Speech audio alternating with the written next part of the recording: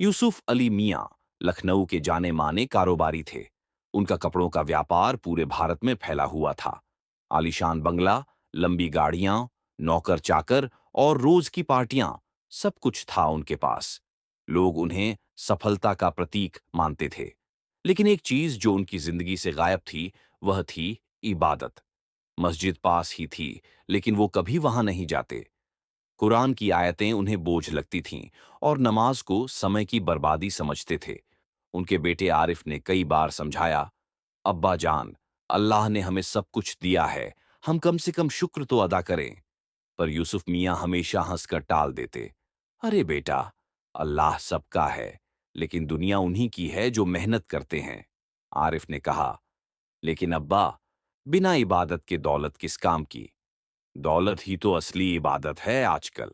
यूसुफ मियां ने मुस्कुराकर कहा। एक दिन सब कुछ बदल गया। रात में यूसुफ मियां को सीने में तेज दर्द उठा। अस्पताल ले जाया गया।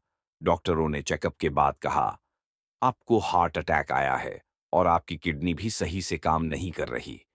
उनके चारों तरफ मशीनें, इंजेक्शन, दवाइयां और डॉक्टरों की आवाजें थीं। लेकिन जो चीज नहीं थी, वो थी सुकून। उन्होंने बेटे आरिफ से कहा, बेटा, ये सब क्यों हो रहा है मुझसे? मैंने किसी का बुरा तो नहीं किया। आरिफ ने कहा, अब्बा, अल्लाह का इम्तिहान है। हमें तौबा करनी चाहिए और नमाज की तरफ लौटना चाहिए। अस्पताल के बिस्तर पर जब यूसुफ मियां अकेले थे, उन्होंने पहली बार अपनी जिंदगी पर गौर किया। दौलत थी, लेकिन दिल में खौफ था। रिश्ते थे, लेकिन रूह में तन्हाई थी। सब कुछ था, लेकिन दिल में चैन नहीं था।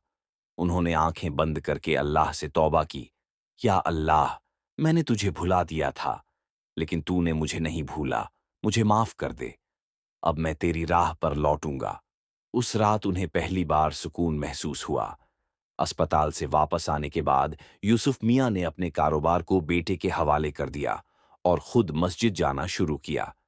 हर नमाज पढ़ते, कुरान की तिलावत करते, गरीबों में खाना बांटते और लोगों से माफी मांगते। लोग हैरान थे, क्या ये वही यूसुफ मियां हैं जो नमाज को टाइम की बर्बादी कहते थे?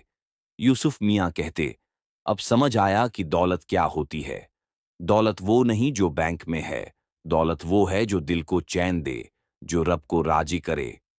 कुछ साल बाद यूसुफ मियां का इंतकाल हो गया, लेकिन उन्होंने एक वसीयत छोड़ी थी, मेरे जनाजे में रोना मत, अल्लाह की रहमत पर यकीन रखना। मेरी सारी जायदाद से एक हिस्सा मस्जिद, मदरसा और यतीमों के लिए निकाल देना, बाकी बेटों में बांट देना। जब उनका जनाजा उठा, मस्जिद खचाखच भरी थी। लोग कह रहे थे, इन्होंने आखिर में समझ लिया कि असली दौलत क्या होती है।